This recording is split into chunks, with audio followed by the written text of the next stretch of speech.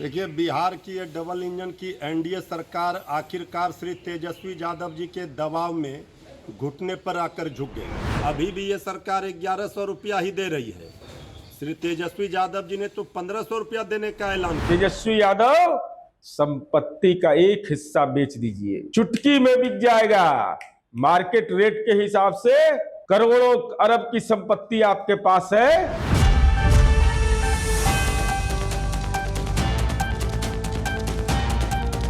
बिहार में खुशियों के बौछार के बीच एक बार फिर से राजनीतिक सियासी बयानबाजी चरम सीमा पार कर चुकी है। एक दूसरे पर तंज कसते हुए रुक नहीं रहे हैं राजनीतिक दल।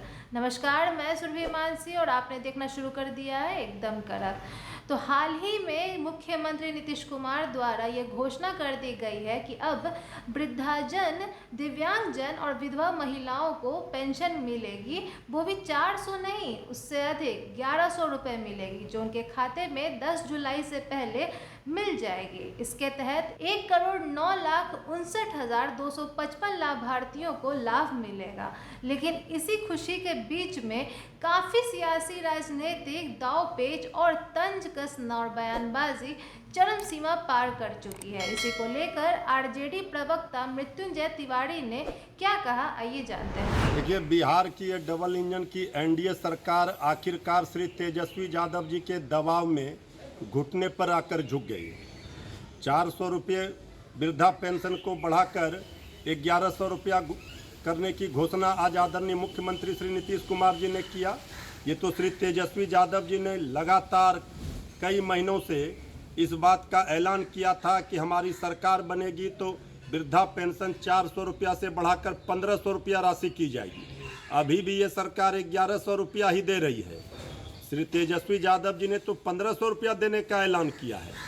सारी मांगों को श्री तेजस्वी यादव जी के दबाव में ये नीतीश जी की सरकार पूरा करने वाली है। ये तेजस्वी जी का विजन था, ये तेजस्वी यादव जी का सोच है।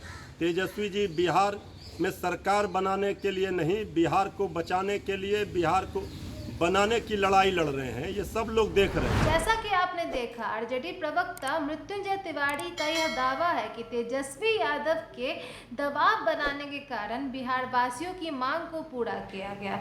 लेकिन उनका यह भी कहना है कि तेजस्वी यादव ने यह वादा किया है कि अगर उनकी सरकार का गठन होता है तो वो 1100 रुपये नहीं 1500 रुपये पेंशन के तौर पर देंगे। लेकिन तेजस्वी यादव के दबाव बनाने पर राज्य सरकार ने इस फैसले को लेकर जल्दी कार्य किया और केवल 1100 रुपये ही पेंशन के तौर पे दे पाए।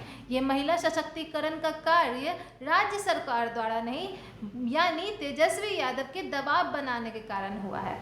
वहीं दूसरी तरफ जेडीयू के नेता नीरज कुमार भी इस बात से पीछे नहीं हटे। उन्होंने भी काफ़ी सीधे तरीके से निशाना साधते हुए प्रतिपक्ष नेता तेजस्वी यादव पर कहा है कि अपनी संपत्ति में से 1/3 हिस्सा भी या 1% हिस्सा भी अगर जनता के लिए दान करे वो, तो जनता का, बिहार की जनता का कल्याण हो जाए।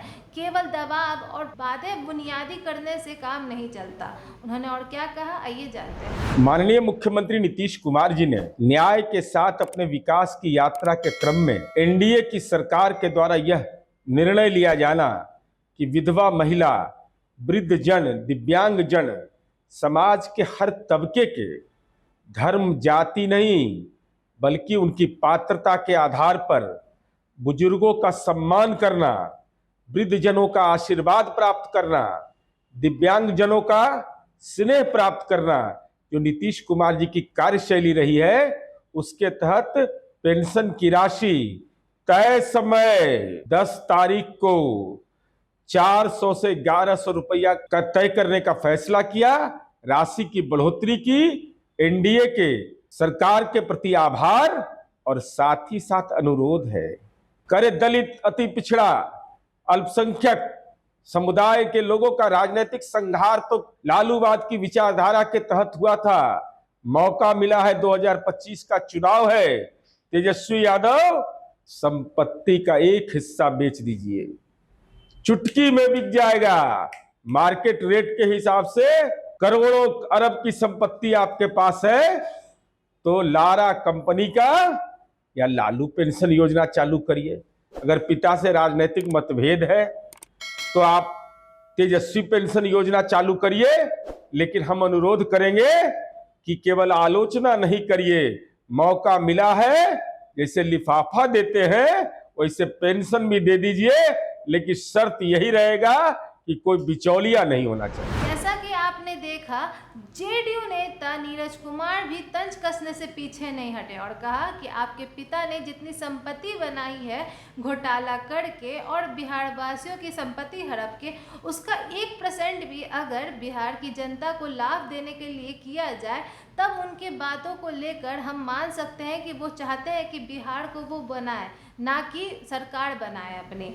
उनका यह दावा है कि वो बस दावे और वादे करते हैं, झूठा दिखावा करते हैं। उनके दबाव में आकर नीतीश कुमार ने यह कार्य नहीं किया है। यह घोषणा महिला सशक्तिकरण को लेकर है, बिहार के विकास को लेकर है और आने वाले समय में भी बिहार की महिलाओं को, बिहार की युवाओं को और बिहार की जनता को कई घोषणाओं एवं योजनाओं का लाभ देंगे। किसी के दबाव में आकर नहीं देंगे। ये इसलिए करेंगे क्योंकि बिहार को विकासशील राज्य बनाना है। वैसे आपकी इस पर क्या राय है, कमेंट बॉक्स में हमें बताएं। क्या सच में ये सियासी जो तंज कसना हो रहा है, बयानबाजी हो रही है, वो बिहार विधानसभा चुनाव को लेकर हो रही है? कमेंट बॉक्स में ज़रूर बताएं और प्रेस करें बेल आइकन और सब्सक्राइब करना ना भूलें ताकि आपसे कोई भी अपडेट मिस ना हो जाए। एकदम कड़क देखने के लिए धन्यवाद।